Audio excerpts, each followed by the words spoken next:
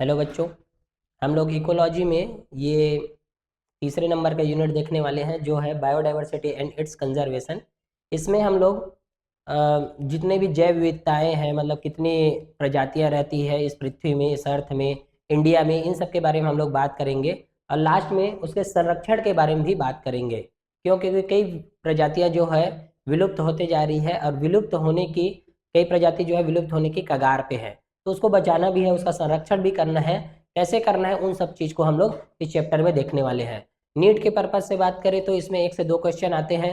जैसे बताया कि हर एक चैप्टर जो इकोलॉजी का है उसमें से 1 से 2 क्वेश्चन, 3 क्वेश्चन ऐसे आने के चांसेस रहते हैं। तो तीनों इन चैप्टर से 2 से 3 क्वेश्चन, किसी किसी बार 1 से 2 क्वेश्चन भी आते हैं। तो कुल मिलाकर 8 से 9 क्वेश्चन इन तीनों यूनिट से आने वाले हैं। तो ये तीसरा जो है, हमारा तीसरा जो चैप्टर कौन सा है, बायोडाइवर्सिटी एंड इट्स कंजर्वेशन, इसके बारे में हम लोग आज देखेंगे, है ना। और इसको हम लोग 2 पार्ट में डिवाइड करके पढ़ने वाले हैं। एक में हम लोग पढ़ेंगे, एक चैप्टर के शुरुआत में जो भी चीज़ें जो दी रहती है उसके बारे में अभी जानते हैं, उसमें हम लोग पढ़ेंगे। उसके बाद इसमें और भी चीज़ें आएगी, उसको भी हम लोग नेक्स्ट वाले क्लास में हम लोग पढ़ेंगे। तो देखो, यहाँ से हम लोग शुरू करते हैं चैप्टर को कि क्या क्या इस चैप्टर के अंतर्गत हमें पढ़ना रहता है। तो सबसे पहला चीज़ देखते हैं यहाँ से। सबसे पहला चीज है जैव विविधता के स्तर। मतलब जैव विविधता कौन कौन से स्तर पर हो सकती है, मतलब बायोडाइवर्सिटी, मतलब जैव विविधता की प्रजातियों की जो संख्या होती है वो कौन कौन से स्तर पर होती है, वो देखना है सबसे पहला। दूसरा देखना है कि पृथ्वी पर प्रजातियों की संख्या कितनी होती है ना। इसका जो डाटा दिया होगा उसको भी हम लोग याद करेंगे, जो भी डाटा दिया है उसको। तीसरा, जैव विविधता के स्वरूप के बारे में भी हम लोग पढ़ने वाले हैं। किसके बारे में? जैव विविधता के स्वरूप। तो आज की क्लास में हम लोग जैव विविधता के स्तर, पृथ्वी पर प्रजातियों की संख्या और जैव विविधता के स्वरूप के बारे में हम लोग पढ़ने वाले हैं। इसके बाद जो नेक्स्ट क्लास होगा उसमें जैव विविधता का ह्रास और जैव विविधता का संरक्षण, इन दोनों चीज़ों के बारे में पढ़ेंगे। तो मेरे ख्याल से क्लियर हुआ होगा। और हम लोग डे बाय डे इम्प्रूवमेंट करते जा रहे हैं किन चीज़ों के ऊपर में, कि हमें इन चैप्टर में पढ़ना क्या रहता है। तो इन चैप्टर में इन 5 चीज़ों के बारे में हमें देखना है, जिसमें से हम लोग 3 चीज़ों को एक क्लास में देखेंगे, उसके बाद ये दोनों को फिर से पढ़ेंगे। ठीक है, तो देखते हैं, क्लास को शुरू करते हैं। ठीक है, सबसे पहला चैप्टर का जो नाम रहता है जैव विविधता, वो जैव विविधता किसने दिया, क्या हुआ था एक्चुअल में, जैव विविधता वर्ड क्यों यूज किया गया है ना, उसको जानते हैं हम लोग। तो जैव विविधता का मतलब ये होता है जीवों में पाई जाने वाली, जीवों में पाई जाने वाली विभिन्नताएं, विभिन्नता, वेरिएशंस, विभिन्नताएं, जीवों में पाई जाने वाली विभिन्नताएं हैं, क्या कहलाती है? विविधता कहलाती है। विविधता का मतलब अलग अलग। डाइवर्सिटी का मतलब ये होता है, जैसे कि हम लोग पढ़ते हैं, कहीं पर देखते हैं, जाते हैं, तो जीवों में अलग अलग वेरिएशंस दिखाई देती है, तो वही क्या होती है? विविधता होती है। तो जीवों में पाई जाने वाली विभिन्नताएं ही क्या होती है? विविधता। तो बायोडाइवर्सिटी एक्चुअल में क्या है, इसका डेफिनेशन पूछ सकते हैं, तो डेफिनेशन वगैरह भी जानते हैं हम लोग क्या है ये, कि यह जैविक संगठन के विभिन्न स्तरों पर पाई जाने वाली विविधता है। जैविक संगठन मतलब अब वो कोई भी जीव हो सकते हैं, या वो यूनिसेलुलर एक कोश के हो सकते हैं, या बहुकोश के हो सकते हैं, या तो वो माइक्रोब्स हो सकते हैं, या एनिमल हो सकते हैं, प्लांट हो सकते हैं, या अदर ऑर्गेनिजम्स हो सकते हैं। तो उनके संगठन स्तर पर, जीवों के जैविक संगठन के विभिन्न स्तरों पर पाई जाने वाली डिफरेंसेस, विभिन्नताएं ही क्या होती है? विविधता कहलाती है। ठीक है, और ये कहाँ से शुरू होती है? देखो, जो कोशिकीय मैक्रोमोलिक्यूल्स से लेकर बायोम तक फैली हुई रहती है। जब हम लोग इकोलॉजी पढ़ना स्टार्ट किए थे तो मैं बताया था स्टार्टिंग में ही कि जीव से ही पारिस्थितिकी तंत्र शुरू होती है, लेकिन जीव से पहले भी एक बताया था सेलुलर ऑर्गेनाइजेशन, मतलब कोशिकीय संगठन, जिसमें वो कोशिका से शुरू होती है, कोशिका से लेकर पूरे बॉडी तक बनते जाती है। तो यहाँ पर भी वही देख रहे हैं हम लोग, संगठन स्तर के आधार पर यदि बात करें हम लोग, तो कोशिकीय मैक्रोमोलिक्यूल्स लेकर पूरे बायोम तक फैली हुई है विविधता, मतलब कुछ ना कुछ वेरिएशंस है सभी जीवों में। ठीक है, अब देखो, जैव विविधता के शब्द जो टर्म दिया गया था एडवर्ड विल्सन के द्वारा दिया गया था, एडवर्ड विल्सन नाम के साइंटिस्ट के द्वारा दिया गया। हम सब में देखते हैं, है ना, किसने कौन सा शब्द दिया है, तो यहाँ पर भी इंपॉर्टेंट है, तो इसको ये आने के चांसेस है एडवर्ड विल्सन की बायोडाइवर्सिटी वर्ड किसने दिया करके क्वेश्चन पूछेंगे। तो एडवर्ड विल्सन नाम के साइंटिस्ट ने, इन्होंने जैव विविधता शब्द को लोकप्रिय बनाया। पहले बार शब्द इन्हीं ने यूज किया था कि बायोडाइवर्सिटी ऐसे होती है। ठीक है, क्लियर। इसके आगे एनसीईआरटी की बात करें हम लोग तो एनसीईआरटी की स्टार्टिंग में ये दिया है कि जैव विविधता से हमारा आशय ये है कि जीवों के विभिन्न प्रारूपों को जानना या देखना। ठीक है, जैसे मान लो कोई दूसरे ग्रह से एलियन स्पीसीज यदि आते हैं, एलियन दूसरे ग्रह में रहने वाले जीवों को हम लोग एलियन बोलते हैं। तो एलियन जैसे हमारी पृथ्वी पर आएगा तो हमारी पृथ्वी पर आने के बाद उसको जो सबसे आश्चर्य करने वाली जो बात होगी ना, वो क्या होगी? बायोडाइवर्सिटी ही होगी, मतलब जैव विविधता ही होगी। क्यों? क्योंकि पल पल में, मतलब पग पग में क्या होते जाती है, जीवों की जो कैटेगरी है, जीवों के जो वेरिएशन, विभिन्नता है, वो बदलते जाती है। तो वही बात सबसे ज्यादा आश्चर्य करेगी इसको। ठीक है, चलो इसमें आगे देखते हैं। अब देखो जैव विविधता के स्तर है, मतलब जैव विविधता के स्तर के मतलब जैव विविधता कौन कौन से स्तर तक हो सकती है। तो देखो सबसे पहला जो स्तर हो सकती है वो कौन है? वो है जेनेटिक डाइवर्सिटी, दूसरा है स्पीसीज डाइवर्सिटी और तीसरा है इकोलॉजिकल डाइवर्सिटी। इसका मतलब ये है कि आनुवंशिक रूप से विविधता। तो आनुवंशिक विविधता देखेंगे हम लोग, विविधता, इसके एग्जाम्पल के बारे में भी हम लोग पढ़ेंगे। दूसरा स्पीसीज डाइवर्सिटी का मतलब प्रजातियों के बीच पाई जाने वाली विविधता। तो प्रजाति विविधता बोलेंगे इसको, विविधता। उसके बाद इकोलॉजिकल डाइवर्सिटी का मतलब होता है पारिस्थितिकी विविधता। पारिस्थितिकी क्या है? ये विविधता। मतलब हम लोग बायोडाइवर्सिटी या जैव विविधता के स्तर के बारे में बात करते हैं तो सबसे पहला जो आती है आनुवंशिक विविधता होती है, दूसरा जो आती है प्रजाति विविधता और तीसरा जो आती है पारिस्थितिकी विविधता होती है। मतलब ये डिफरेंसेस जो होते हैं जीवों में वो आनुवंशिक स्तर तक भी हो सकती है, प्रजाति स्तर पर भी होती है और पारिस्थितिकी स्तर पर भी होती है। तो 3 स्तर मेन है। तो यहाँ से क्वेश्चन पूछेंगे कि निम्न में से कौन सा जैव विविधता के स्तर नहीं है। तो 3 ऑप्शन में देंगे, कौन कौन से? एक देंगे आनुवंशिक विविधता को, दूसरा देंगे प्रजाति विविधता और तीसरा देंगे कौन? पारिस्थितिकी विविधता। तो ये तीनों में विविधता देखी जाती है। उसके अलावा यदि अभी हम बात करें तो दूसरे और किसी में विविधता हम लोग के स्तर को देखते नहीं है, इन तीनों के स्तर को ही हम लोग देखते हैं। कहाँ कहाँ पर? आनुवंशिक विविधता, प्रजाति विविधता और पारिस्थितिकी विविधता। ठीक है, इसके आगे हम लोग देखते हैं।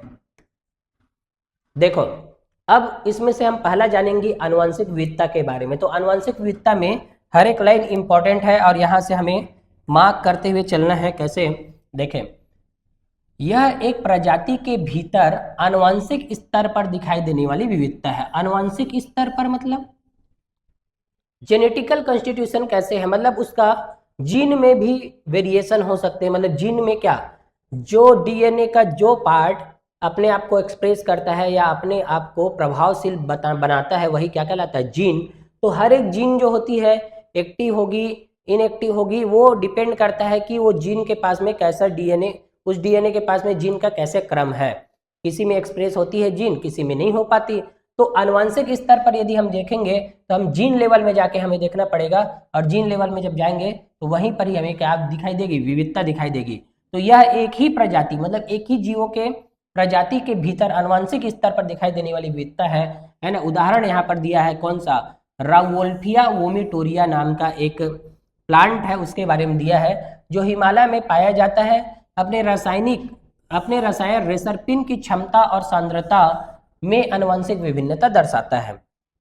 ठीक है, इसको हम लोग समझ सकते हैं। देखो हिमालय रीजन जो होती है, हिमालय बहुत बड़ा रीजन है ना। हिमालय जो है 8,848 जो मीटर जो होती है, इतना इसका क्या लेता है? हाइट है। तो अलग अलग हाइट में ये जो उगती है, जब ये मान लो ये यहाँ पर हाइट जो है 50 मीटर है, यहाँ पर हाइट जो है 100 मीटर और यहाँ पर हाइट जो है 200 मीटर है और यहाँ पर हाइट जो है 500 मीटर। तो अलग अलग यहाँ पर हाइट है किसकी? हिमालय रीजन की। तो यहाँ पर उगने वाले जो प्लांट है जिसका नाम क्या है? Rauwolfia vomitoria. रावोल्फिया वोमिटोरिया नाम का जो प्लांट है वो अलग अलग डिफरेंट रीजन में उगे हुए हैं। किसके? हिमालय के। ये क्या है? हिमालय। तो इस रावोल्फिया वोमिटोरिया के द्वारा एक रसायन रिलीज किया जाता है, मतलब जिसका नाम है रेसरपाइन या रेसरपिन भी बोलते हैं, रेसरपिन। ये क्या होती है? इसकी जो क्षमता होती है, क्षमता, और दूसरा क्या? सांद्रता, वो विभिन्न स्तर पर अलग अलग होती है। जैसे मान लो इस 50 मीटर पर उगने वाले जो रेसरपिन है उसकी सांद्रता या उसकी क्षमता जो है बहुत हाई है, या उसकी एबिलिटी जो है बहुत हाई है, लेकिन यहाँ वाली की क्षमता थोड़ी सी कम है और इसकी सांद्रता भी कम है। यहाँ पर भी की सांद्रता थोड़ा सा कम है और यहाँ पर की सांद्रता भी कम है।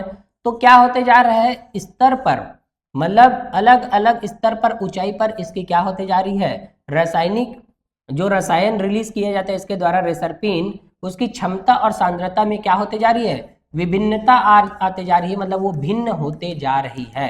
तो यहाँ से इंपॉर्टेंट क्वेश्चन पूछेंगे कि एक ही आनुवंशिक स्तर पर, पहले क्वेश्चन तो ऐसे देंगे कि कौन सा एग्जाम्पल, उदाहरण से क्वेश्चन देंगे कि कौन सा जो होते हैं वो आनुवंशिक स्तर पर विभिन्नता दिखाई देती है ना, ऐसा करके क्वेश्चन पूछेंगे। तो पहला आंसर क्या देना है, रावोल्फिया वोमिटोरिया।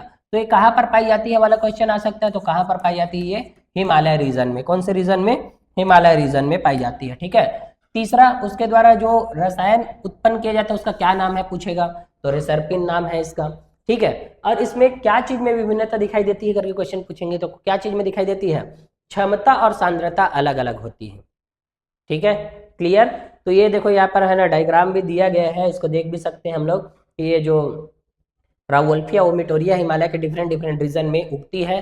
देखो सेम प्लांट है लेकिन उसका रीजन जो है ना अलग अलग है, क्षेत्र मतलब ऊंचाई अलग अलग ऊंचाई में है, तो इसकी सांद्रता और जो क्षमता होती है ना वो भी भिन्न भिन्न होती है। क्यों, क्योंकि आनुवंशिक जो विभिन्नताएं जो दिखाती है उसके द्वारा जो उत्पादित किए जाने वाले जो रसायन है उसकी मात्रा के ऊपर में निर्भर करता है, किसी में ज्यादा हो रही है किसी में कम हो रही है। तो मतलब जिसके में ज्यादा जीन एक्टिव होंगे वो ज्यादा उत्पाद देंगे या ज्यादा रसायन उत्पन्न करेंगे, लेकिन जिसमें जीन कम एक्टिव होगा उसमें कम रसायन उत्पन्न करते हैं।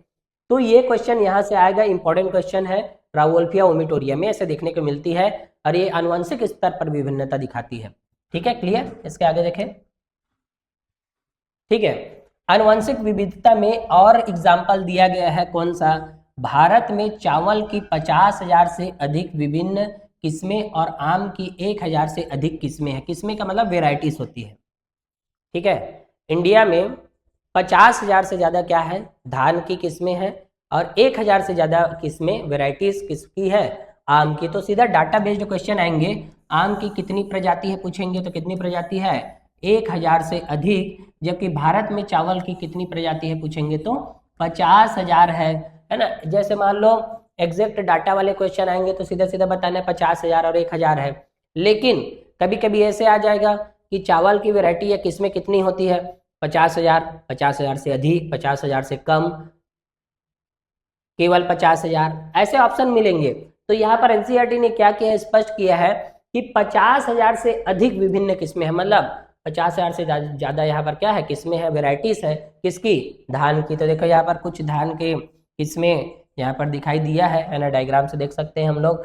और अपने आसपास देखते भी रहते हैं जो चावल की खेती करते हैं या जो राइस की खेती करते हैं, उन लोग अलग अलग वेराइटी के लगाते हैं। आजकल तो हाइब्रिड वगैरह धान का ज़्यादा यूज़ करते हैं क्योंकि प्रोडक्शन ज़्यादा रहता है उनका। इससे पहले और भी बहुत सारा जो धान जो जिसकी जो चावल बनती है वो बहुत यूज़फुल होती है, जैसे कि बासमती राइस वगैरह जो होती है ना, पतला होता है और वो अपने सुगंध के लिए मशहूर होती है, ठीक है। तो अलग अलग वैरायटी होती है किसकी, धान की। यहाँ पर आम का भी बहुत अलग अलग वैरायटी देख सकते हैं हम लोग, जैसे पूसा सूर्या केसर है ना, एल्फेंसो, नीलूम, ऐसे बहुत सारे आम की अलग अलग वैरायटी है। हमारे तरफ तो 2-4 आम के बारे बस में ही जानते हैं हम लोग, है ना, और उसको ही हम लोग खाते रहते हैं। जो मार्केट में आते हैं उसी के बारे में हम जानेंगे, पूरा प्रॉपर स्टडी तो हम कर नहीं पाते।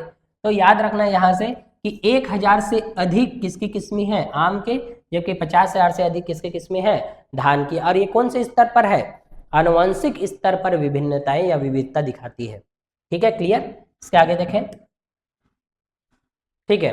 अब दूसरा है प्रजाति विविधता। प्रजाति विविधता मतलब अब ये जाति लेवल में होंगे, मतलब स्पीसीज लेवल में होंगे, तो उसको देखते हैं हम लोग कि यह प्रजाति स्तर पर विविधता है, यह प्रजाति स्तर पर विविधता है। तो प्रजाति स्तर पर कैसे, उदाहरण, पश्चिमी घाट में पूर्वी घाट की तुलना में उभयचर प्रजातियों की विविधता अधिक है। पश्चिमी घाट का मतलब क्या है, वेस्टर्न घाट में ईस्टर्न घाट की तुलना में क्या है, किसकी प्रजाति, उभयचर की। उभयचर, उभयचर मतलब क्या है, एम्फीबियंस।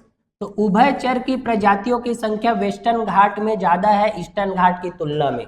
अब वो घाट क्या होती है, देखो यहाँ पर बताया समुद्र वाला एरिया था, है ना, समुद्र वाले एरिया में अब इधर ईस्ट है और इधर क्या है, वेस्ट है, और इधर नॉर्थ है, इधर साउथ है। हम पहले जानते हैं भारत के नक्शा यहाँ पर दिया है, इधर साउथ इंडिया है ना यार, south India, north India, east India, waste India, ये सब इंडिया में ऐसे मैप, मतलब इसको डायरेक्शन के बेस में ऐसे बांट सकते हैं, लेकिन इंडिया में डायरेक्शन को बस बांट सकते हैं ना, इंडिया को नहीं बांट सकते। इंडिया में क्या है, सभी भारत देश एक है, कोई ईस्ट इंडिया कोई नॉर्थ इंडिया ऐसा नहीं है, भारत देश कुल मिलाकर पूरा क्या है, एक है। लेकिन हम लोग डायरेक्शन के बेस में देखेंगे तो जो ईस्टर्न घाट होती है उसकी तुलना में ये जो वेस्टर्न घाट होती है ना, इधर जो पाई जाने वाली जो जाति होती है उसकी संख्या क्या होती है, ज्यादा होती है। तो कौन सी जातियों की, उभयचर की, किसके, उभयचर, मतलब एम्फीबियंस बोलते हैं इसको। तो एम्फीबियंस की जातियों की संख्या पश्चिमी घाट में ज्यादा होती है पूर्वी घाट की तुलना में।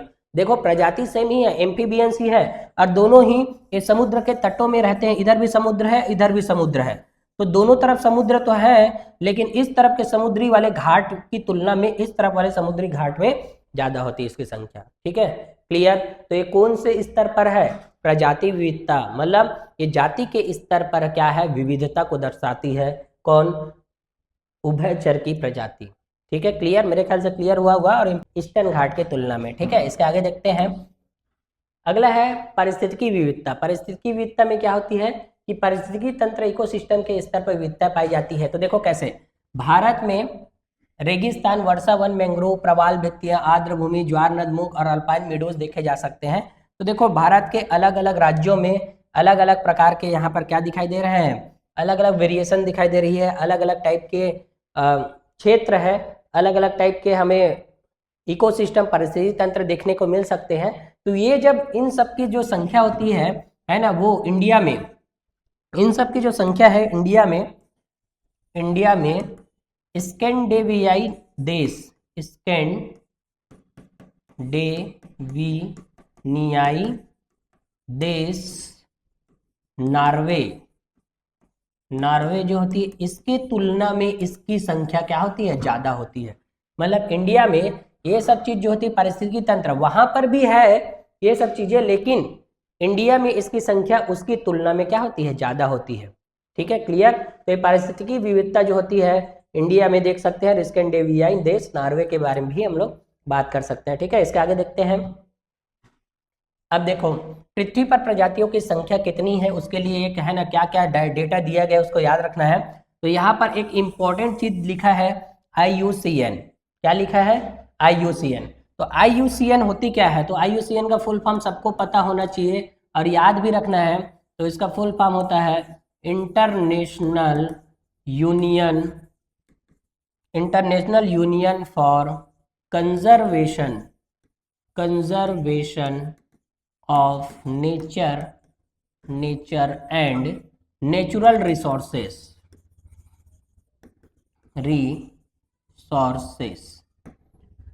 International union for conservation of nature and natural resources होता है किसका, IUCN का फुल फॉर्म। IUCN का है ना पूरा नाम जानते हैं हम लोग क्या, इंटरनेशनल। कभी भी इंडियन लिख के देगा तो इंडियन नहीं है ना, ये क्या है, international union for conservation of nature and natural resources है। ठीक है, तो अकॉर्डिंग टू IUCN पृथ्वी पर कितनी प्रजातियों की संख्या है करके क्वेश्चन पूछेगा। तो IUCN के अकॉर्डिंग देखा जाए तो लगभग 1.5 मिलियन या 15 लाख से अधिक जातियों का वर्णन किया जा चुका है। ठीक है, IUCN जो है रेड डाटा बुक भी लिखता है ना, उसके बारे में हम लोग पढ़ेंगे आगे चल के।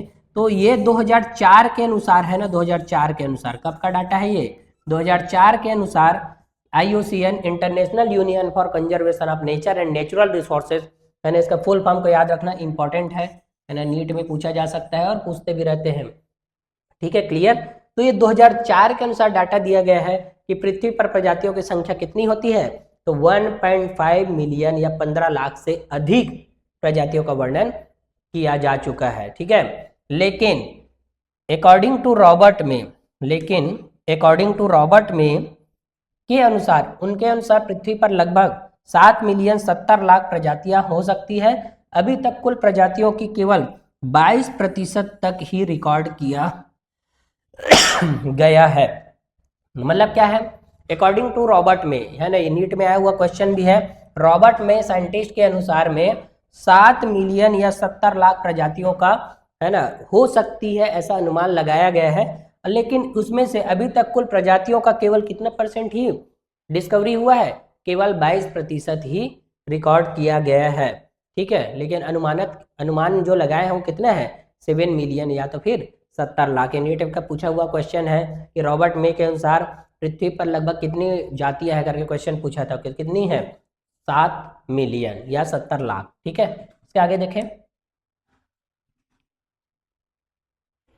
अब देखते हैं पृथ्वी पर जातियों की जो संख्या है उसके बारे में देखते हैं। जंतु के बारे में पहले, कि जंतु जो होती है ये पौधों और कवक सहित की तुलना में अधिक विविध, 70% से अधिक है। जंतु क्या है? 70% से अधिक है, मतलब किसकी तुलना में? पौधे और अन्य कवक वगैरह इन सब की तुलना में। मतलब जितना डिस्कवरी हुआ है उसमें से 70% तो केवल क्या है? एनिमल है। मतलब जितनी खोज हो चुकी है उसमें से 70% क्या है? एनिमल है। ठीक है, और एनिमल में भी 70%, एनिमल में से भी 70% क्या है? कीट है। तो देखो यहाँ पर जंतुओं में कीट सबसे अधिक प्रजाति समृद्ध समूह 70% है, यानी हर 10 जानवर में से 7 कीड़े हैं।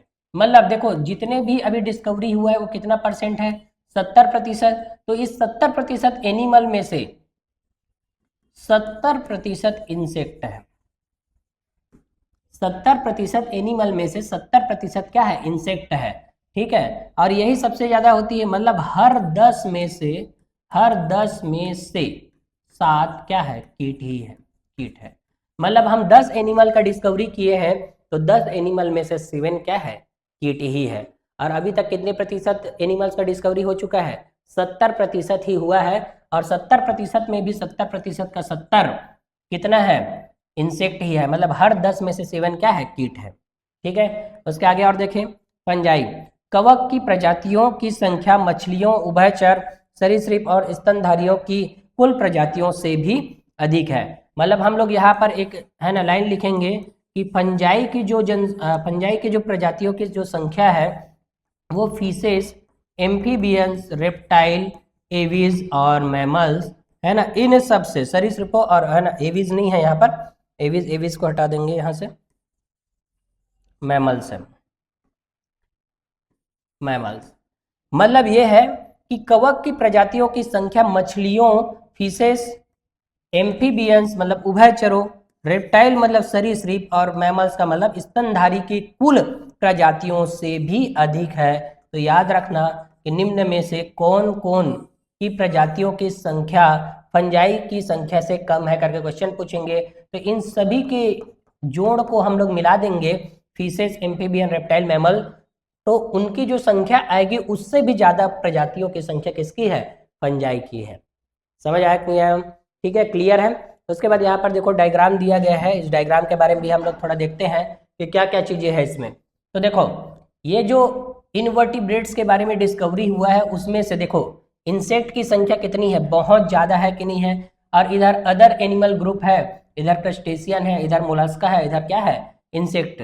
तो इसको हम लोग एंटी क्लॉकवाइज यदि याद करें हम लोग, है ना, ऐसे एंटी क्लॉकवाइज याद करें तो OCMI से याद कर सकते हैं इसको। किससे याद करेंगे?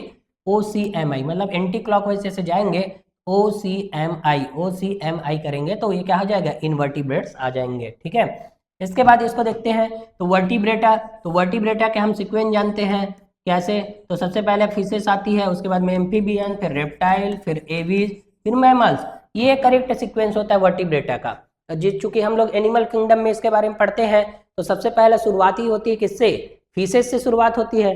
तो फीसेस से शुरू होकर कहाँ पर जाएगी? एम्फीबियंस में, एम्फीबियन से जाएगी, रेप्टाइल में, रेप्टाइल से जाएगी, बर्ड में, बर्ड से जाएगी, मैमल्स में। तो ये सभी क्या होते हैं? वर्टिब्रेट्स होते हैं। और इसको एनिमल किंगडम में हम लोग पढ़े भी रहते हैं। और ये भी कैसे चलती है? एंटी क्लॉकवाइज डायरेक्शन में ऐसे घूमेंगे। तो देखो मछलियों की जो प्रजाति है बहुत ज्यादा है इन सब की तुलना में, है कि नहीं? तो यहाँ से मछली को याद रखना। तो यहाँ पर लेबलिंग वाले जब क्वेश्चन आएंगे तो करेक्ट करना है कि एंटी क्लॉकवाइज में fishes, amphibian, reptile, aves, mammals, fishes, amphibian, reptile, aves, mammal, यही करेक्ट सीक्वेंस होता है। एंटी क्लॉकवाइज में जाएंगे तो ऐसे हम याद कर सकते हैं। ठीक है, इसके अलावा और देखते हैं हम लोग तीसरे नंबर में जो है ये वाला जो दर्शाया गया है वो किसका है, प्लांट के बारे में दर्शाया है ना, प्लांट के बारे में यहाँ पर लिखा भी है प्लांट के बारे में।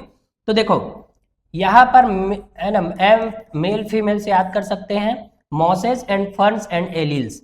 मॉसेस जो टेरिडो ब्रायोफाइटा होता है, फर्न्स जो होती है क्या होती है, टेरिडोफाइटा होती है।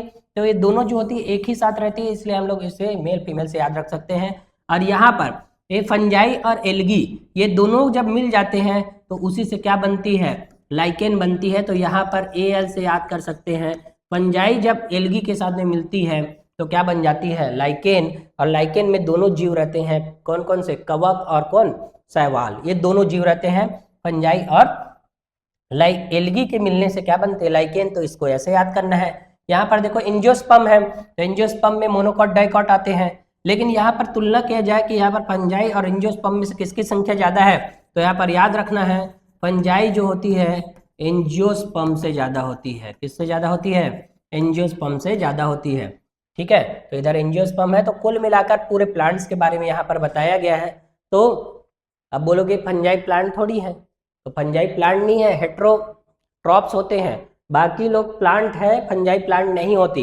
प्लांट ये जो होती है यूनिसेलुलर हो सकती है, मल्टी सेलुलर हो सकती है, और ये अपना फूड जो है ओन जनरेट नहीं करती, मतलब ये अपना खाना खुद नहीं बनाती, ये दूसरों के ऊपर में डिपेंड रहती है। इन लोग स्पोरोफाइट होते हैं, मृत एवं सड़े गले पदार्थों पर उगना पसंद करते हैं, कौन, फंजाई।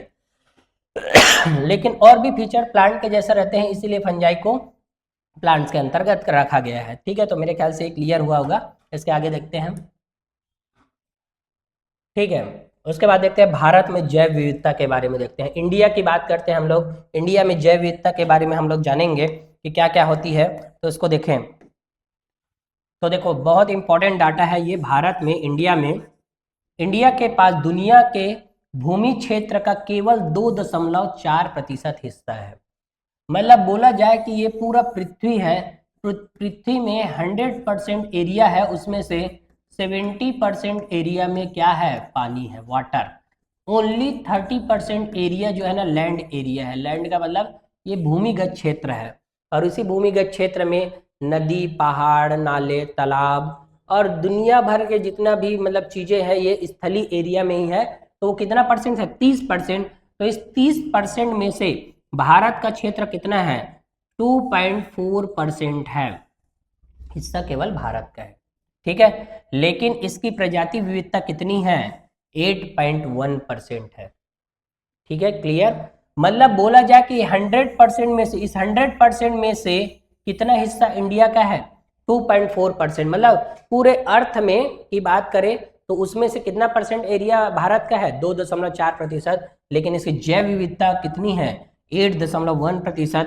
यही कारण है कि भारत दुनिया के 12 मेगा डाइवर्सिटी वाले, मतलब अत्यधिक विविधता वाले देशों में से एक है। ये वाला लाइन भी याद रखना कि कितने मेगा डाइवर्सिटी वाले कंट्री से अगर के क्वेश्चन पूछेंगे तो कितना है, मेगा डाइवर्सिटी वाले क्वेश्चन कितने हैं पूछेंगे तो 12 मेगा डाइवर्सिटी वाले कंट्री है, उसमें से भारत भी आती है। क्यों, क्योंकि इसका भूमिगत क्षेत्रफल कितना है, 2.4%, लेकिन इसका कंट्रीब्यूशन कितना है, 8.1% कंट्रीब्यूशन है, ये क्षेत्र है। जबकि जैव विविधता का जो प्रतिशत है, विविधता, वो बहुत ज़्यादा है, 8.1%। ठीक है, क्लियर। तो ये बात इंपॉर्टेंट डाटा दिया है, इसको भी याद रखना है। आगे देखें, यहाँ पौधों की लगभग 45,000 प्रजातियां हैं और जानवरों की इससे दुगनी है। मतलब क्या है, प्लांट का यहाँ पर बात करें तो कितनी प्रजाति है इंडिया में, 45,000। जबकि यहाँ पर एनिमल की बात करते हैं तो उसकी दुगनी, तो दुगनी का मतलब इंटू 2 कर देंगे, तो लगभग कितनी, लगभग 90,000 प्रजातियां हैं किसकी, एनिमल्स की, कहाँ पर, इंडिया में। तो देखो, और रॉबर्ट मे के अनुमान को लागू करें तो भारत में 1 लाख से अधिक पौधों की प्रजातियां और 3 लाख से अधिक जानवरों की प्रजातियां अभी भी खोजी जानी बाकी है। ठीक है, अभी तक इंडिया में 45,000 पादप जातियों की और 90,000 एनिमल जातियों का तो डिस्कवरी हो चुका है। लेकिन रॉबर्ट मे के अनुसार यदि देखेंगे तो अभी प्लांट की कितनी, तो प्लांट की 1 लाख प्रजाति की खोज होना बाकी है, जबकि एनिमल की 3 लाख प्रजाति की खोज होना बाकी है। प्रजाति की क्या, खोज होना बाकी, मतलब ये टू बी डिस्कवर्ड, खोज होना बाकी है। ठीक है, मतलब इतनी जैव विविधता है इंडिया में। समझ आया कि नहीं आया? तो मेरे ख्याल से क्लियर हुआ होगा। और यहाँ पर अलग अलग दिखाया गया है अलग अलग एरियाज के बारे में, है ना। तो इसको भी देखते हैं। इसके आगे देखें, कुछ जो जीव विज्ञानी होते हैं प्रोकैरियोटिक प्रजातियों की कुल संख्या के बारे में निश्चित नहीं है, क्योंकि पारंपरिक वर्गीकरण विधियां उनके लिए उपयुक्त नहीं है। प्रयोगशाला में कई प्रजातियों को कल्चर नहीं किया जा सकता। अब देखो, हम लोग जितने भी इस दुनिया में रहने वाले ऑर्गेनिज्म है इन सबको तो क्लासिफिकेशन कर लिए, किसकी संख्या कितनी है क्या है वो जान गए, लेकिन एक बायोलॉजिकल जो साइंटिस्ट है वो प्रोकैरियोट्स की प्रजातियों के बारे में एक निश्चित संख्या के बारे में कोई बात नहीं बता पाया। क्यों? क्योंकि उसके जो वर्गीकरण के लिए जो उपयुक्त विधि या मेथड बनाया गया है उसमें ये फुलफिल नहीं करता या बैठता नहीं है। उसके अलावा ये प्रयोगशाला में कई प्रजातियों को कल्चर मीडियम में उगाया भी नहीं जा सकता। ठीक है, तो यूनिसेलुलर प्रोकैरियोट्स होते हैं, इसको उगाया भी नहीं जा सकता क्योंकि कई जो होते हैं बहुत सख्त रहते हैं, अनुकूल इन्वायरमेंट में उगना पसंद करते हैं। ठीक है। और देखिए यहाँ से अब जैव विविधता के प्रतिरूप या पैटर्न ऑफ बायोडाइवर्सिटी के बारे में देखने वाले हैं कि पैटर्न कैसे होती है जैव विविधता, क्या सभी जगह समान होती है पूरे अर्थ में, या कुछ क्षेत्रों में अलग होती है कुछ क्षेत्रों में अलग होती है। तो उसके लिए हम लोग क्या करने वाले हैं, अक्षांशीय प्रवणता को सबसे पहले देखेंगे। अक्षांशीय प्रवणता का मतलब होता है लैटिट्यूड ग्रेडियंट होती है, लैटिट्यूड ग्रेडियंट। तो अक्षांशीय प्रवणता क्या होती है उसके बारे में हम लोग जानने वाले हैं। तो देखो, हमें पता होना चाहिए कि जो हमारा ये जो अर्थ है ना, पृथ्वी है, ये जो बीचों बीच वाला जो लाइन जाता है पृथ्वी के, उसको हम लोग क्या बोलते हैं, भूमध्य रेखा। क्या बोलते हैं इसको? भूमध्य रेखा बोलते हैं। और इधर की ओर जो होती है उसको हम लोग बोलते हैं क्या, ध्रुव बोलते हैं। इसको क्या बोलते हैं, ध्रुव। तो इधर की ओर नॉर्थ मतलब नॉर्थ पोल होती है और इधर की ओर क्या होती है, साउथ पोल। तो इसको हम लोग उत्तरी ध्रुव और दक्षिणी ध्रुव बोलते हैं। ठीक है, तो इसके बेस में हम लोग अभी बात करेंगे क्या क्या चीजें हो सकती है यहाँ से और क्या क्या चीजों के बारे में हमें पढ़ना है। तो देखो, सबसे पहले अक्षांशीय प्रवणता में पक्षियों की प्रजाति के बारे में हम लोग बात करते हैं। जो बर्ड्स स्पीसीज जो दिखाई दे रही है यहाँ पर, इसकी प्रजातियों के बारे में बात करते हैं। तो देखो, ये भूमध्य रेखा है। भूमध्य रेखा का मतलब यहाँ पर 0 डिग्री में है। ये भूमध्य रेखा कितने में है, 0 डिग्री। और उसके बाद इसमें हम लोग ऐसे डिग्री में ऐसे डिवाइड करके देख सकते हैं, ऐसे, है ना। और कितने कितने डिग्री में क्या होती है उसको भी जानेंगे हम लोग। देखो, कोलंबिया जो होती भूमध्य रेखा के पास में लगभग 1400 बर्ड की स्पीसीज है। कितनी? 1400 बर्ड्स की स्पीसीज। कहां पर, कौन सी कंट्री में? कोलंबिया में। ठीक है, क्यों? क्योंकि वो भूमध्य रेखा के पास में है, 0 डिग्री में। उसके बाद थोड़ा से आगे जाते हैं, भारत में उष्णकटिबंधीय में 1200 से अधिक क्या होती है, 1200 से अधिक बर्ड्स या पक्षियों की क्या है, प्रजाति। मतलब हम यहाँ पर देखें तो यहाँ पर जो है ना बर्ड्स की जो प्रजाति है इंडिया में, है ना, वो कितनी है, तो ये है 1200। जबकि ये जो 0 डिग्री में क्या था, कोलंबिया 0 डिग्री में, यहाँ पर बर्ड्स की प्रजाति कितनी है, 1400 मतलब 1400। जबकि इंडिया में कितनी है, 1200। मतलब हम थोड़ा से जस्ट ऊपर गए। मतलब मान लो ये 10 डिग्री में है और इधर भी 10 डिग्री में है, कौन, इंडिया। तो यहाँ पर प्रजाति की संख्या थोड़ी सी क्या हो गई, कम हो गई। किसकी? बर्ड्स की। उसके अलावा और देखते हैं न्यूयॉर्क में। तो न्यूयॉर्क जो होता है वो होती है 41 डिग्री में, लगभग 41 डिग्री नॉर्थ में। तो यहाँ पर कितनी है तो यहाँ पर इसकी संख्या कितनी हो गई, 105। तो यहाँ पर न्यूयॉर्क है, न्यूयॉर्क, और इसमें कितनी हो गई इसकी संख्या, 105 हो गई। ठीक है, और ग्रीनलैंड में 56 प्रजातियां हैं। तो ग्रीनलैंड यहाँ पर लिख देता हूं मैं, 71 डिग्री नॉर्थ में होती है। तो यहाँ पर है ग्रीनलैंड। तो ग्रीनलैंड में पक्षियों की जो संख्या है कितनी हो गई, 56। तो हम एक अनुमान लगा सकते हैं या बोल सकते हैं कि जैसे जैसे हम लोग भूमध्य रेखा से ध्रुव की ओर जाते हैं, तो बताओ प्रजाति विविधता क्या कम होगी। तो प्रजातियों की संख्या या की विविधता, प्रजातियों की विविधता धीरे धीरे क्या होते जाती है, कम होते जाती है। मतलब यहाँ पर बायोडाइवर्सिटी क्या होते जाती है, स्पीसीज की कम होते जाती है। ठीक है, इक्वेटर में कौन था, कोलंबिया, वहां पर 1400 प्रजाति थी बर्ड की। और उससे जस्ट ऊपर में था भूमध्य रेखा में लगभग 10 डिग्री में इंडिया। वहां पर कितनी है बर्ड्स की प्रजाति 1200। जबकि और थोड़ा ऊपर जाते हैं 41 डिग्री नॉर्थ में, तो वहां पर एक कंट्री है न्यूयॉर्क, वहां पर मछलियों के प्रजातियों की संख्या मतलब पक्षियों की प्रजाति की संख्या कितनी है 105 है। ठीक है, उसके अलावा और भी जब हम लोग आगे जाते हैं तो उसमें प्रजातियों की संख्या कितनी है तो 56 है। कौन, किसमें, ग्रीनलैंड में। तो ये 71 डिग्री नॉर्थ में है। तो कुल मिलाकर देखा जाए कि भूमध्य रेखा से हम लोग ध्रुव की ओर जाते हैं तो प्रजातियों की विविधता क्या होते जाती है, कम होते जाती है। ठीक है, ये तो पहला पॉइंट मेरे ख्याल से समझ आया होगा। दूसरा और देखते हैं हम लोग। दूसरा देखते हैं संवहनी पौधों के बारे में। वेस्कुलर प्लांट जिसमें जाइलम फ्लोएम पूरा विकसित रहते हैं। तो इक्वाडोर जैसे उष्णकटिबंधीय वन क्षेत्र में यूएसए के मिडवेस्ट जैसे शीतोष्ण वन क्षेत्र की तुलना में 10 गुना अधिक संवहनी पौधों की प्रजातियां होती है। मतलब ये होता है इक्वाडोर जैसे उष्णकटिबंधीय वन, इक्वाडोर जो है साउथ यूएसए में जो इक्वाडोर वाला रीजन है,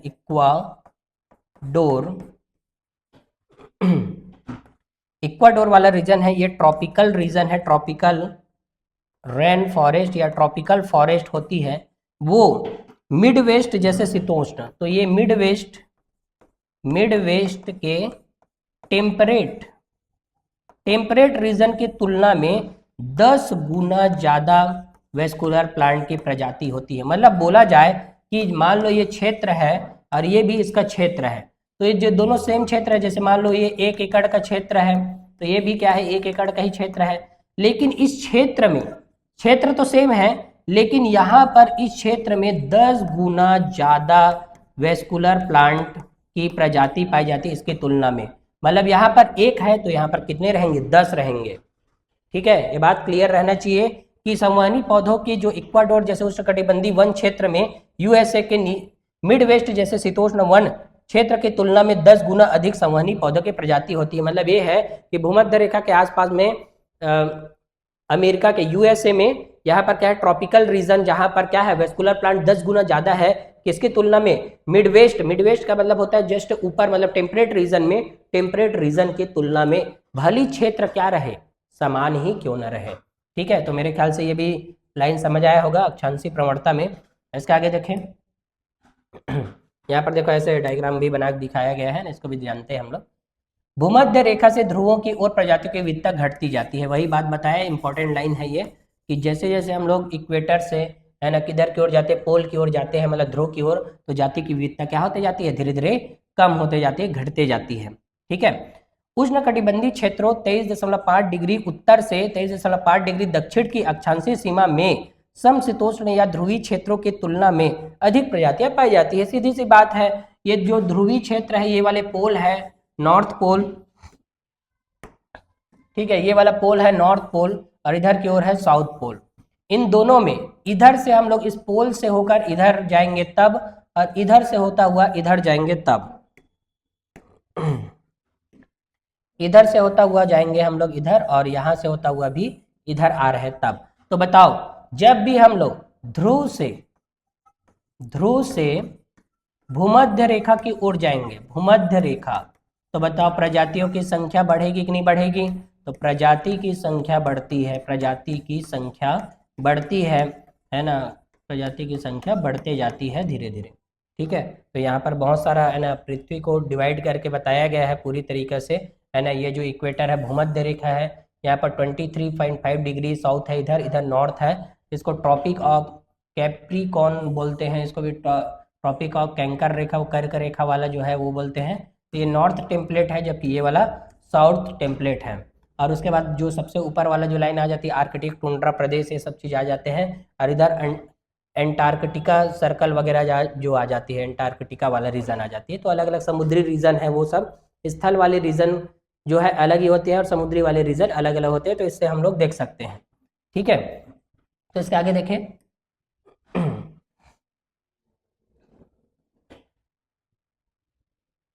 ये वाला हम लोग देख चुके हैं, कौन सा वाला, कि इक्वाडोर जैसे उष्णकटिबंधीय वन क्षेत्र में संवहनी पौधों की प्रजातियां अमेरिका की मध्य पश्चिमी क्षेत्र जैसे है ना, उसमें समशीतोष्ण वन क्षेत्र की तुलना में 10 गुना अधिक प्रजाति होती है किसकी, वेस्कुलर प्लांट्स की। तो हम लोग इसको देख चुके हैं, तो इसके आगे और देखते हैं। ठीक है, यहां पर देखते हैं उष्णकटिबंधीय अमेजियन वर्षा वन दक्षिण अमेरिका पृथ्वी पर सबसे बड़ी जैव विविधता वाला जगह है। मतलब ये है कि जो साउथ अमेरिका है, साउथ अमेरिका, साउथ अमेरिका मतलब दक्षिण अमेरिका, तो इस दक्षिण अमेरिका में उष्णकटिबंधीय अमेजियन वर्षा फॉरेस्ट, मतलब यहाँ का जो है Amazon rain forest, Amazon rain forest, इसको हम लोग ट्रॉपिकल रेन फॉरेस्ट भी बोलते हैं। क्या बोलते हैं? Tropical rain forest. Tropical rain forest जो है कहाँ का? साउथ अमेरिका का। वहां पर पृथ्वी पर सबसे बड़ी जैव विविधता वाला क्षेत्र है वो, और ये बहुत बड़ी होती है अमेजन रेन फॉरेस्ट या ट्रॉपिकल रेन फॉरेस्ट। तो ये लगभग पृथ्वी का पूरा लगभग 20% ऑफ ऑक्सीजन इसी से सप्लाई होता है। 20% ऑफ ऑक्सीजन कौन सप्लाई करता है? Amazon rain forest. Amazon rain forest जो होती है वो क्या करती है? पृथ्वी का लगभग 20% से ज्यादा ऑक्सीजन क्या करती है? सप्लाई करती है। और इतना ज्यादा सप्लाई करने की वजह से ही है ना, ये अमेजन रेन फॉरेस्ट को अमेजन रेन फॉरेस्ट, या इसको हम बोलते हैं ट्रॉपिकल रेन फॉरेस्ट, इसको हम लोग लंग्स ऑफ अर्थ बोलते हैं। लंग्स ऑफ अर्थ मतलब क्या है? ये पृथ्वी का फेफड़ा है।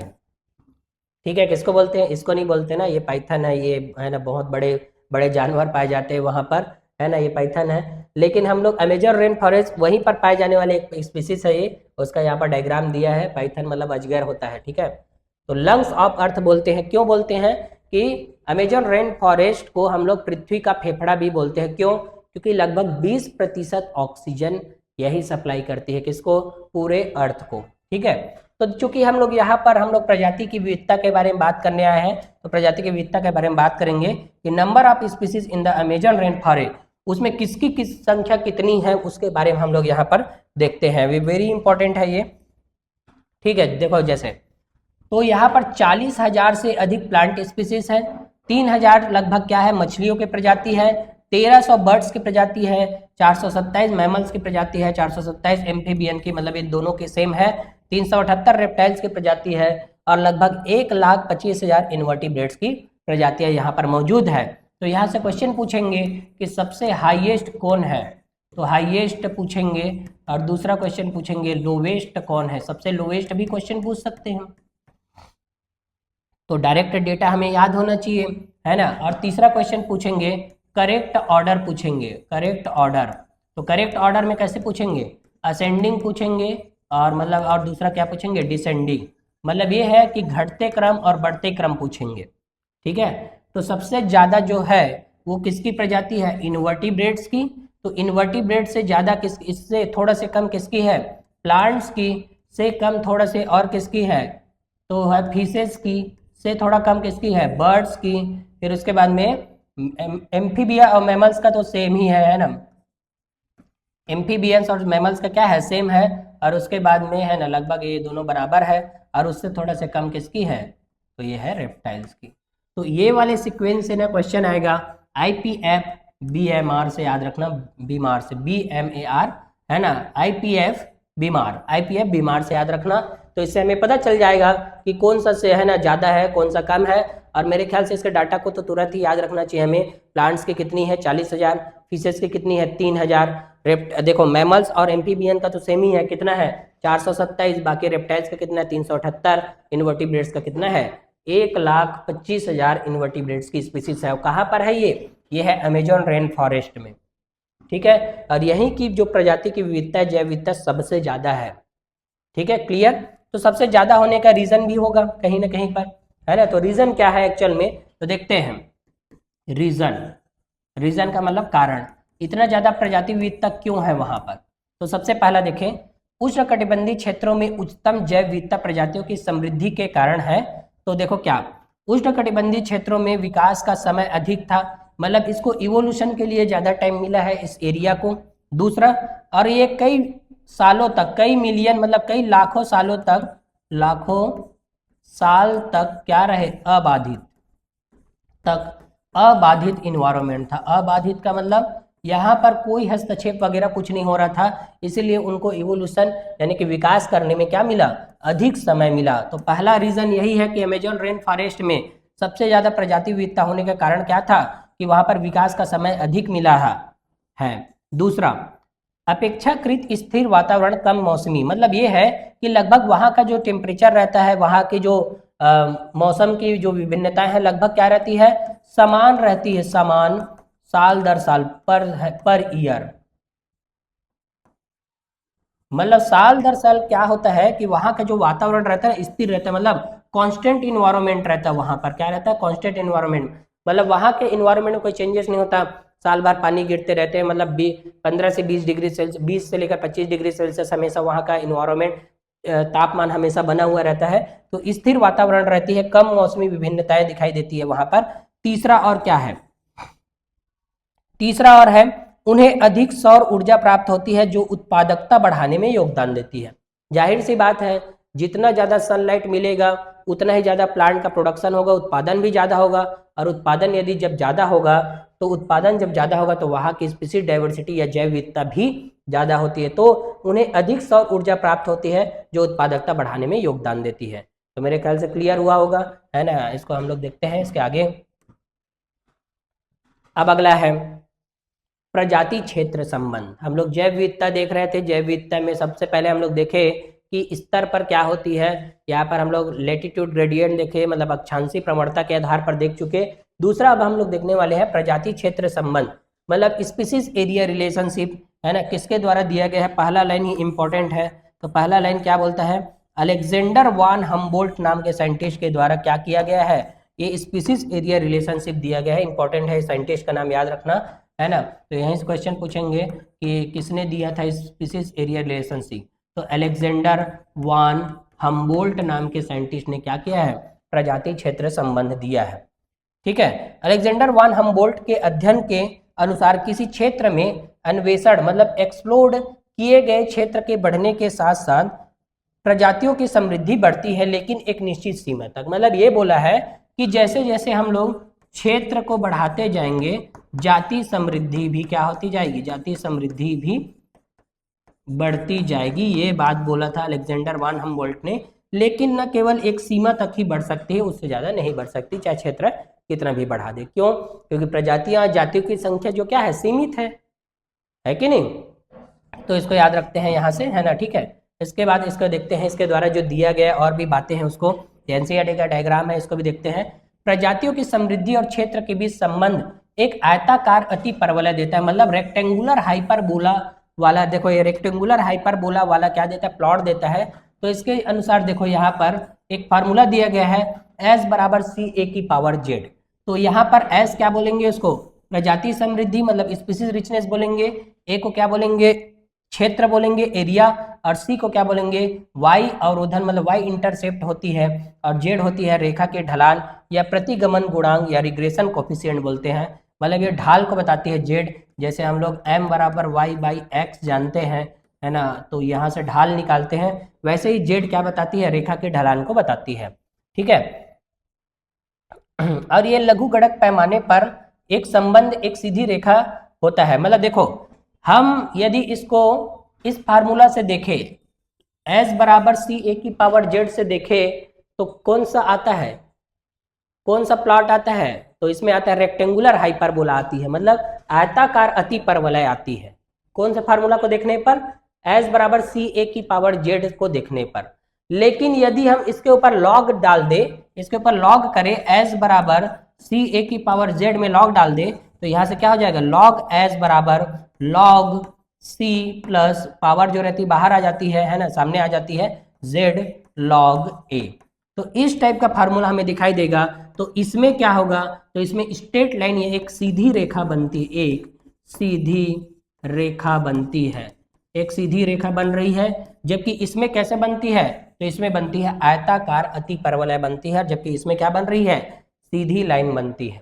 ठीक है, तो इसका हम लोग फिजिक्स के ग्राफ से तुलना नहीं कर सकते, है ना। इसमें बायो में अलग ही टाइप से इसका फार्मूलाइज्ड किया गया है इसको, है ना। जिस टाइप का फार्मूला दिया गया है उस टाइप का यहाँ पर ग्राफ बनती है। और ये ग्राफ किसके बीच में है, तो ये है क्षेत्र मतलब एरिया के बीच में, और दूसरा स्पीसीज रिचनेस का मतलब होता है जाति समृद्धि, जाति समृद्धि।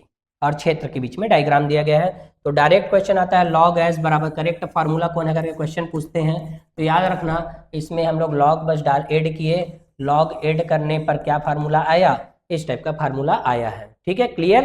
तो मेरे ख्याल से क्लियर हुआ होगा, है ना। जाति क्षेत्र संबंध जो दिया गया था अलेक्जेंडर वान हम्बोल्ट के द्वारा ही दिया गया है, तो वहां पर log s बराबर log c plus z log a होती है, इसको जाने हम लोग। इसके आगे देखते हैं, देखो क्या होता है। ये तो हम बता दिए कि प्रजातियों की समृद्धि और क्षेत्र के बीच में एक आयताकार अति परिवलय होता है, मतलब रेक्टेंगुलर हाइपरबोला बनती है, ये तो जान गए। लेकिन जेड की जो वैल्यू होती है ना, वो अलग अलग एरिया के लिए अलग अलग होती है। कैसे? अब भाई बताओ, जिसका एरिया कम होगा वहां पर जेड की वैल्यू भी तो कम होगी, है कि नहीं, मतलब ढलान भी कम होगा।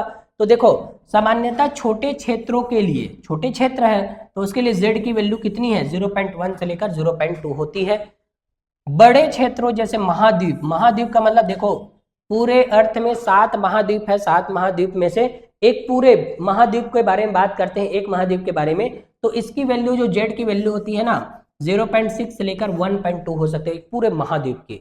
एक महाद्वीप में जैसे एशिया महाद्वीप है, ऑस्ट्रेलिया महाद्वीप, महाद्वीप का मतलब होता है टुकड़ा, मतलब अर्थ में, है ना, ऐसे 7 टुकड़े हैं, ऐसे 1 2 3 4 5 6 7, जो क्या है भूमिगत क्षेत्र है, भूमि क्षेत्र, मतलब यहाँ पर समुद्र नहीं है, मतलब बाकी जगह में तो क्या है वाटर है, पानी, समुद्र है, और जबकि ये वाला जो है ना 7 वो क्या है भूमि क्षेत्र है, जिसमें बहुत सारे देश आते हैं, जैसे कि हमारा इंडिया है, एशिया महाद्वीप में आता है, मतलब एशिया जो कंटिनेंट्स है महाद्वीप उसमें आती है। ठीक है, क्लियर? तो एक बड़े क्षेत्र के लिए बात करते हैं हम लोग, तो उसकी वैल्यू कितनी आती है, 0.6 लेकर 1.2 आती है इसकी, इस क्षेत्र की क्या, जेड की वैल्यू। ठीक है, उसके बाद और देखें, उदाहरण के लिए विभिन्न महाद्वीपों के उष्णकटिबंधीय जंगलों में फल भक्षी पक्षियों और स्तनधारियों के लिए जेड का मान 1.15 है। देखो एक संपूर्ण महाद्वीप के लिए जेड की वैल्यू 0.6 से लेकर 1.2 था, लेकिन एक विभिन्न महाद्वीप मतलब सभी महाद्वीप को मिला देंगे तो सभी महाद्वीप के उष्णकटिबंधीय जंगलों में फल भक्षी जो रहते हैं, फल भक्षी का मतलब जो फल को खाते हैं, तो फल भक्षी कौन हो सकते हैं, तो पक्षियों और स्तनधारी जो फलों को खाते हैं, तो इसमें जेड की वैल्यू पूछेंगे तो कितना बताना है, 1.15 होती है। किसकी वैल्यू है ये, जेड की वैल्यू। इससे पहले वाले में जो हम लोग देखें तो इसमें क्या होता है, सभी को क्या क्या बोलते हैं भी याद रहना चाहिए हमें, कि एस को क्या बोलते हैं, ए को क्या बोलते हैं, सी को और जेड को। क्यों? क्योंकि इस फार्मूला में किसको क्या बोलते हैं वो भी हमें पता होना चाहिए। क्यों? क्योंकि इस फार्मूला से जब क्वेश्चन देंगे, मान लो सी क्या होती है, एस इज इक्वल टू सी ए की पावर जेड में सी क्या है करके क्वेश्चन पूछेंगे, तो हमें पता होना चाहिए कि सी जो होती है वाई इंटरसेप्ट होती है, ए जो होती है एरिया होती है, एच जो होती है प्रजाति समृद्धि या स्पीसीज रिचनेस बोलते हैं, और जेड जो होती है रेखा के ढलान बोलते है ना, होती है। ठीक है, क्लियर? तो देखो इस टाइप का जब फार्मूला रहेगा तो रेक्टेंगुलर हाइपरबोला आएंगे, जबकि लॉग वाला फार्मूला रहेगा तो स्ट्रेट आएगा। ये लाइन को भी जानना है, बहुत इंपॉर्टेंट है। ठीक है, क्लियर होना चाहिए मेरे ख्याल से। इसके आगे देखें, ठीक है, और देखते हैं प्रजाति विविधता का महत्व, मतलब बायोडाइवर्सिटी के जो इंपॉर्टेंस है, मतलब ज्यादा बायोडाइवर्सिटी मतलब ज्यादा इसकी संख्या होने का क्या क्या रीजन हो सकते हैं, क्यों इसकी संख्या ज्यादा होती है, तो क्या इफेक्ट पड़ता है पर्यावरण के ऊपर में, उसके बारे में जानते हैं। तो इसको भी याद रखना, साइंटिस्ट का नाम बहुत इंपॉर्टेंट है, डेविड टिलमैन नाम के साइंटिस्ट का नाम याद रखना है। डेविड टिलमैन के अनुसार अधिक प्रजातियों वाले भूखंड प्लॉट्स कुल बायोमास में साल दर साल कम विभिन्नता दर्शाते हैं, यानी वे अधिक स्थिर होते हैं। इसका मीनिंग क्या है? अब देखो प्रजातियों की संख्या ज्यादा है, अधिक प्रजाति है, स्पीसीज डाइवर्सिटी क्या है, स्पीसीज मतलब स्पीसीज डाइवर्सिटी क्या है, ज्यादा, मतलब प्रजातियों की संख्या ज्यादा है। तो यहाँ पर जो प्रोडक्टिविटी होगी, मतलब प्रोडक्टिविटी की वजह से मतलब उत्पादकता होगी, उत्पादकता, और इसकी वजह से क्या आएंगे, बायोमास। तो ये बायोमास जो होती है ना, बायोमास लगभग कांस्टेंट रहती है। लगभग कांस्टेंट का मतलब लगभग स्थिर रहती है साल दर साल। जैसे किसी साल है ना, मान लो 100 kg प्रोडक्शन हुआ, किसी साल 98 हुआ, किसी साल 99 हुआ, किसी साल 101 हुआ, तो लगभग साल दर साल क्या होती है, इसकी जो प्रोडक्टिविटी या उत्पादकता होती है या बायोमास जो होती है क्या होती है, लगभग समान होती है, मतलब उसमें कोई विभिन्नता, कम विभिन्नता दिखाई देती है, अकॉर्डिंग टू कौन, डेविड टिलमैन नाम के साइंटिस्ट के द्वारा, है ना, बताया गया। दूसरा बड़ी विविधता उच्च उत्पादकता में योगदान करती है। सही बात है, विविधता जब ज्यादा रहेगी तो उत्पादन ज्यादा ही होंगे, और मानव जाति के अस्तित्व और पारिस्थितिकी तंत्र के स्वास्थ्य के लिए आवश्यक है। सही बात है, जब ज्यादा उत्पादन होगा, जब ज्यादा जाति रहेंगे तो ज्यादा उत्पादन होगा, तो मानव के लिए भी जरूरी है और पारिस्थितिक तंत्र के स्वास्थ्य के लिए भी जरूरी होती है। ठीक है, क्लियर। इसके आगे देखें, इसके आगे देखते हैं।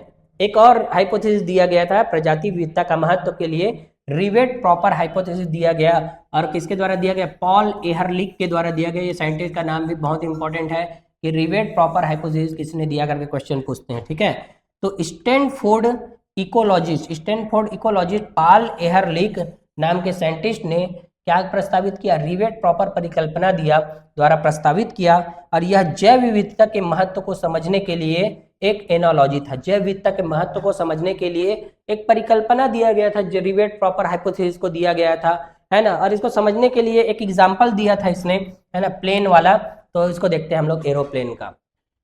ठीक है, तो इसने बताया क्या कि हवाई जहाज, अब हवाई जहाज को किससे तुलना कर रहे हैं हम लोग? पारिस्थितिकी तंत्र से, मतलब एरोप्लेन को हम लोग इकोसिस्टम से तुलना कर रहे हैं। इकोसिस्टम और प्लेन में दोनों में तुलना करके देख रहे हैं कि क्या क्या चीजें हैं। तो इसमें सभी पुर्जे मतलब प्रजातियां कई रिवेट्स मतलब कीलों से जुड़े हुए होते हैं। मतलब क्या है, जैसे एरोप्लेन है ना, एरोप्लेन, तो एरोप्लेन में क्या होती है, कील वगैरह रहते हैं। कील मतलब जिससे वो एरोप्लेन बहुत सारे पार्ट से मिलकर बना हुआ रहता है। वैसे ही इकोसिस्टम में बहुत सारे पार्ट होते हैं। तो इकोसिस्टम का पार्ट कौन होंगे? जाति, जबकि यहाँ पर कील है, एक दूसरे से जुड़े हुए हैं। ठीक है, दोनों में हम लोग कंपेरिजन देख रहे हैं इधर। यदि यात्री एक रिवेट निकालते हैं, मतलब एक प्रजाति का विलुप्त होना, तो शुरुआत में उड़ान की सुरक्षा पर असर नहीं पड़ सकता, लेकिन जैसे जैसे अधिक रिवेट्स हटाए जाएंगे, विमान खतरनाक रूप से कमजोर होता जाएगा। मतलब ये है कि एरोप्लेन से इस कील को हम लोग हटा दिए मतलब यहां से जाति को हटा रहे हैं। इकोसिस्टम से तुलना कर रहे हैं तो जाति को हटा रहे हैं। अब जाति को हटा देंगे यहां से, तो शुरुआत में तो कोई फर्क नहीं पड़ेगा। शुरू में क्या होगा? कोई फर्क नहीं, या उतना ज्यादा फर्क नहीं पड़ेगा। और शुरुआत में यहाँ पर भी कुछ जाति को हटाएंगे तो यहाँ पर भी सेम बात है, शुरुआत में कोई फर्क नहीं पड़ेगा। लेकिन धीरे धीरे जब ज्यादा कीलों को हटाने लग जाएंगे ना, यानी कि ज्यादा जातियों को हटाने लग जाएंगे इकोसिस्टम से, तो इकोसिस्टम खतरनाक रूप से कमजोर हो जाएगा। मतलब पूरा इकोसिस्टम नष्ट होने के चांस बढ़ जाएंगे, सेम एज प्लेन के नष्ट होने के चांस बढ़ जाएंगे। कैसे? तो यहाँ पर जैसे मान लो कील जो विंडो के पास में लगे या सीट में जो कील लगा है उसको निकालेंगे तो चल जाएगा, लेकिन जो ब्लेड पंखे के पास में जो कील लगी है जिससे वो पंखा चलता है एरोप्लेन का, उसको कहीं निकाल दिए तो एरोप्लेन क्षतिग्रस्त होके क्या हो जाएगा, है ना, पूरा समाप्त हो जाएगा। सेम वैसे ही जो की स्टोन स्पीसीज होती है, मतलब जो कुंजशिला जाति होती है इकोसिस्टम में, उसको यदि हटा देंगे तो उसको हटाने से क्या हो जाती है, इकोसिस्टम पूरी तरीके से क्या हो जाती है ना, डिस्ट्रॉय हो जाएगी, टूट जाएगी। तो इसको आगे हम लोग आगे देख भी सकते हैं। देखो, पंखों पर लगे रिवेट्स मतलब प्रमुख प्रजातियां जो मुख्य पारिस्थितिकी तंत्र के कार्यों को संचालित करती है। वही बात बताया, की स्टोन स्पीसीज अभी बताए, इकोसिस्टम से तुलना कर रहे हैं। तो मुख्य पंखों पर देखो, पंखे जो होती है मुख्य होती है किसके? एरोप्लेन की। वैसे ही पारिस्थितिकी तंत्र के जो मुख्य प्रजाति है उनको कहीं हटा दिए, मतलब उससे तुलना कर रहे हैं हम लोग दोनों को, उसको हटा दिए तो को संचालित करती है। का नष्ट होना उड़ान सुरक्षा के लिए विमान के अंदर सीटों या खिड़कियों पर लगे कुछ रिवेट्स के नष्ट होने से अधिक खतरनाक होता है। मतलब ये है कि हम इकोसिस्टम में, पारिस्थितिकी तंत्र में ऐसे प्रजातियों को हटा दिए जो दो प्रजातियों को जोड़ती है। मतलब हम उसको कुंजशिला प्रजाति कहते हैं। कुंजशिला प्रजाति वो होती है जो इकोसिस्टम में अपना महत्वपूर्ण रोल प्ले करती है, मतलब अपना महत्वपूर्ण योगदान देती है। वो दूसरे प्रजातियों के साथ में मिक्स होकर रहती है। यदि उस प्रजाति को यदि हटा देंगे तो क्या हो जाएगा, इकोसिस्टम पूरी तरीके से नष्ट हो जाएगा। सेम एज प्लेन से यदि हम लोग पंखों के पास लगे हुए कीलों को हटाएंगे तो बहुत ज़्यादा खतरनाक हो जाएगा कौन, एरोप्लेन। जबकि सीटों के पास में लगे हुए जो कील है उसको हटाएंगे तो प्लेन उतना खतरनाक नहीं होगा। तो मेरे ख्याल से समझ आया होगा, है ना। ये जो है इतना हम लोग देखते हैं आज की क्लास में, यही तक हम लोग पढ़ते हैं, है ना।